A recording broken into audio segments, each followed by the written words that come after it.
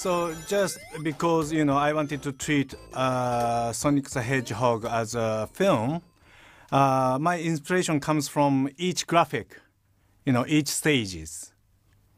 So if I can see a red color, so my music's gonna be like a volcano stuff. Or if I can see Iceland, I wanted to create a kind of icy music. So my inspiration came from visual or graphic. At the same time, the Mega Drive system, the sound system is very limited. Maybe we could use 4 sound or at the same time. So it was really, really tricky, But that limitation, inspired me a lot.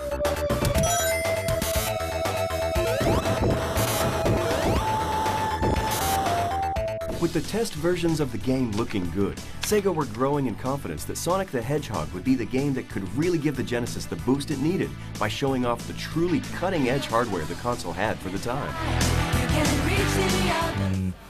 確かにメガドライブ自体はですね、そんなに、その当時でいくと、性能は高い方だったかと思うんですけれども、ソニックみたいなゲームを作るのにそこまで適しているハードではなかったので、かなりプログラミング的にはその高速化、いかにしてそのスピードを上げていくかっていうプログラムはかなり詰めて作っていった記憶があります。I was at SEGA Japan and visiting one of their R&D labs when I saw a very, very early version of Sonic. Graphics were half done, just part of the first Green Hill Zone. And it looked interesting from a different distance because it was so bright. But once I got up closer to it, they started going and moving Sonic around, having him roll up into a ball and then start moving.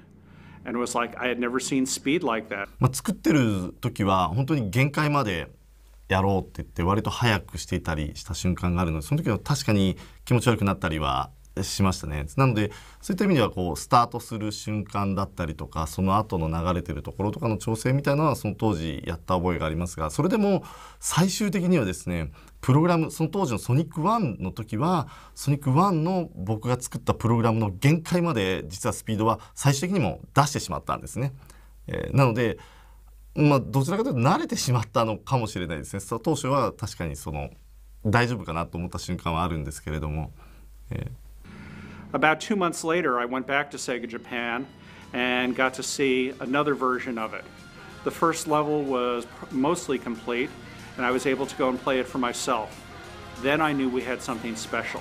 With the game nearing completion, how would SEGA position the release to set it apart from anything else ever seen before? How did Sonic quite literally take the world by storm? So the Consumer Electronics Show was approaching, where not only was Sonic going to be unveiled, but also Super NES was going to be unveiled. Now, as a marketer, we knew that we had something great in Sonic. We didn't have one thing that Nintendo did, and that was a lot of money. For every dollar that we had in marketing, Nintendo had $10 or more in marketing dollars. So we had to go and be smart, we had to be bold, we had to go and figure out different ways to go and do it. So we kept Sonic a secret until CES. CES opened, and before the show opened, Nintendo had their big press conference, introducing Super NES, saying why it was the greatest system in the world. It was the only system to go and think about. They had this great software lineup, including the new Super Mario World. After their press conference was over, the doors to CES opened, and about 2 minutes after that, a reporter from a major national magazine came up to me and said, Super Nintendo has 32,768 colors. You've only got 512. What are you going to do about it? So silently, I just motioned for him to follow me and walked over to a place in our booth where we had 2 large TV monitors. One had Sonic the Hedgehog, and one had the new 16-bit Super Mario. And I said, which one has more colors?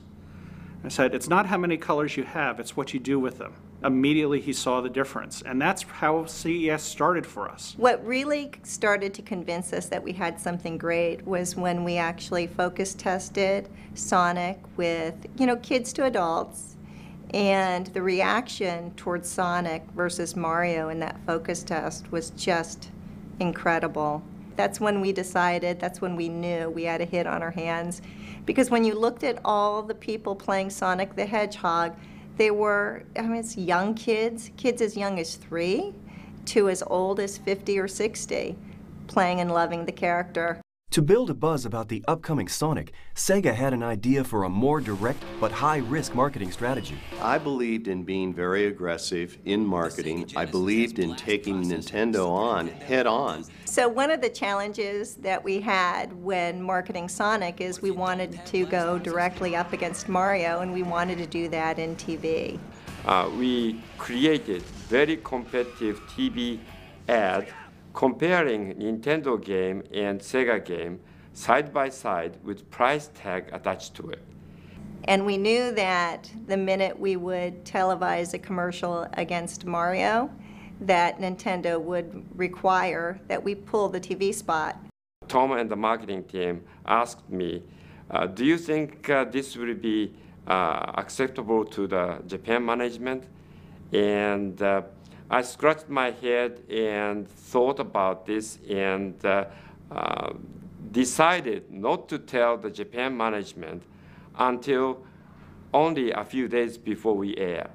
And in case they said, you can't air this, stop it, I was thinking to tell them that I tried to stop it, but I couldn't stop it in time. It was, I think, pretty innovative on our part to throw pretty much all of our media dollars against that one night worth of TV.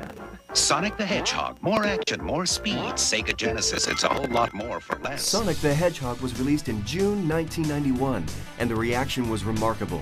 People had never seen a game like it before. So why did Sonic's creation resonate with the public in the way that it did?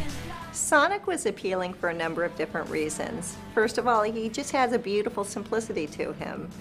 Clean lines, just a gorgeous set of colors, the blue and the red tennis shoes. But secondly, he really communicated the power of the game just by looking at him. When you see those red tennis shoes, you just assume he can run fast, and he did. And his spin attack made it appear as though nothing could defeat Sonic the Hedgehog. And then the attitude at the end was just kind of the perfect topping.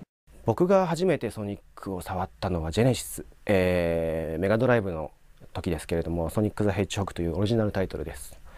で、その時はそのゲームのスピード感と、あとはやはり音楽が持つキャッチーさ、そこに惹かれました。I was really taken by the speed and the feel of the game. And Sonic the Hedgehog just felt terrific. It was easy to play, it felt good to play, and the speed was just remarkable. I'd never seen a character move that quickly across the screen, and it was like magic back in those days. He had an edge to him. He wasn't your laid-back, soft, nice guy. He had a little bit of edginess to him and a little bit of smart-assness to him, if you will. And I think that made him very appealing to kids and teens. 本当にまず第一印象かっこいいと思ったんですね。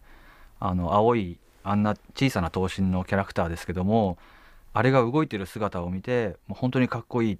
でこれが本当に家庭用ゲーム機なのかって驚いたぐらいすごい強い印象を受けました。Sega felt that Sonic was going to be a hit.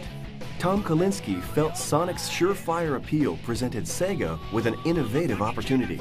The thing we had to do first and foremost was sell a lot of hardware, because otherwise, how are you going to sell a lot of software? If you don't get a lot of hardware out into the homes, you really had no chance of creating a marketplace with follow-on software.